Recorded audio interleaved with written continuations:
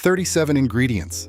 That's how many additives are legal in American food that are either banned or require warning labels in the European Union. 37.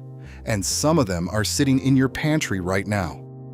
This is not a story about one bad company.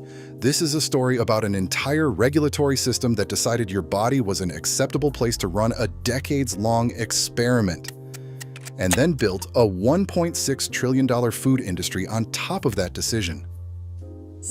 By the end of this video, you will know exactly which ingredients to look for on a label, why they are in your food at all, and how the same global brands quietly reformulate their products for European shelves while selling you a different version without ever telling you. That knowledge will change every grocery run you take for the rest of your life. The American food system has a story it loves to tell about itself. It's the story of abundance. Supermarket aisles stacked floor to ceiling with color, variety, and convenience. Brands that have been in your family for 3 generations. Cheerios on the breakfast table your grandmother set, Kraft on the sandwich your mother packed. These brands are not just products, they are memory infrastructure. The industry has spent an estimated combined $13 billion annually on United States food advertising to wire their logos directly into your nostalgia before you're old enough to read a nutrition label. Those colorful cereal boxes are a masterclass in trust construction.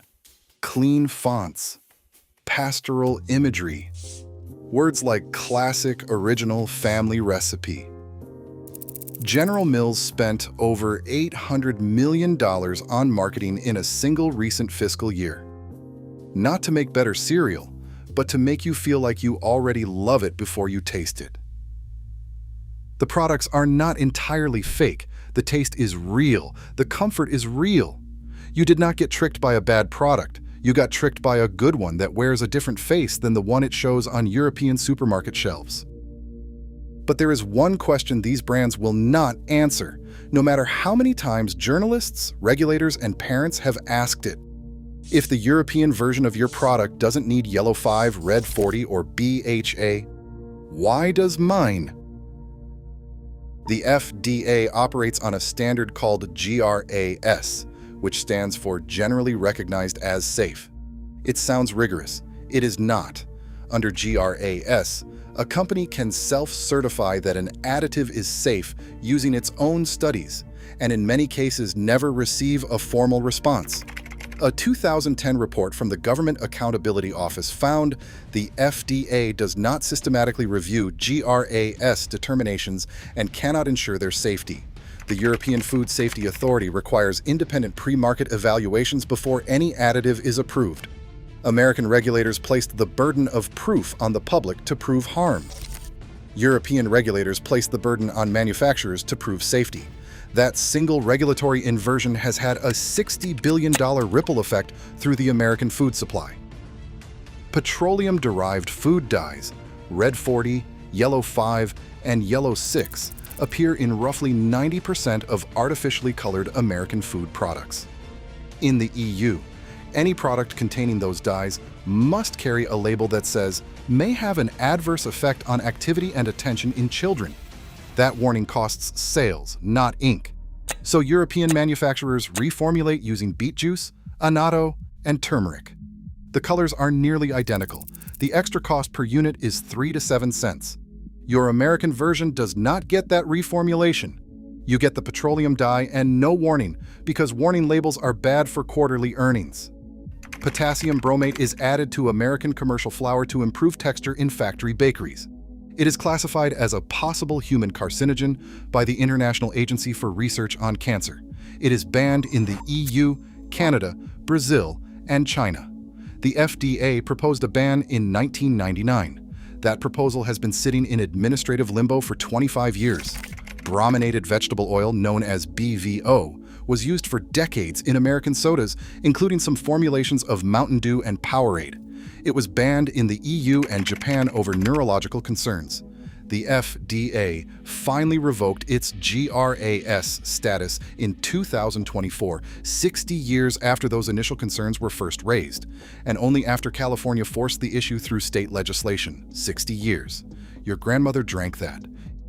Here is the paragraph you should screenshot and send to someone you care about. The economics of the American regulatory system create a simple calculation for global food companies. In Europe, the cost of non-compliance, including reformulated ingredients and mandatory warning labels, is higher than the cost of changing the recipe. So brands like PepsiCo, Coca-Cola, Kellogg's, and General Mills reformulate for European consumers. In the United States, the lobbying investment required to slow regulation has historically been lower than the reformulation cost. So the cheaper business decision is to keep your version exactly as it is, spend $13 billion making sure you love it anyway, and never volunteer the comparison. You are not buying food. You are buying the product of a cost-benefit analysis that was never designed with your health as the primary variable. Have you ever compared labels on the same brand bought in a different country? Drop what you found in the comments. I want to build a list. So what does honest food manufacturing actually look like? It looks like companies that never needed the additive in the first place because they built their process around real ingredients from the start. It looks like a cost-to-retail ratio between 1.4 times and 2 times because there is no $800 million advertising budget baked into your grocery bill. It looks like brands that voluntarily publish their full ingredient rationale, not because a regulator demanded it, but because transparency is a competitive advantage when your competition is built on opacity. Those brands don't need to tell you the European version is better. They only make one version. And that absence of a second version, that single production line, is the only certification that actually means something. Every dollar you spend is a vote on what gets built next. You can fund the version of food that exists to survive regulatory arbitrage, or you can fund the version that had no arbitrage to exploit because it was honest from the first ingredient. One is a marketing fantasy priced at your loyalty. The other earns it. If this shifted how you think about what you are actually buying, subscribe. This channel exists for people who refuse to be the last to know. Hit the bell because the next expose covers an industry even more opaque than this one. And now the real debate. Do you think American food regulators are captured by the industry they are supposed to oversee? Or is the system broken in a more complicated way than that? I genuinely want to hear your take. If someone you know buys the same brands every week without ever reading a label, send them this. Not to make them feel foolish, but to give them the one piece of information the brand never will. The ingredients list is the only place a food company is legally required to tell you the truth. Start there.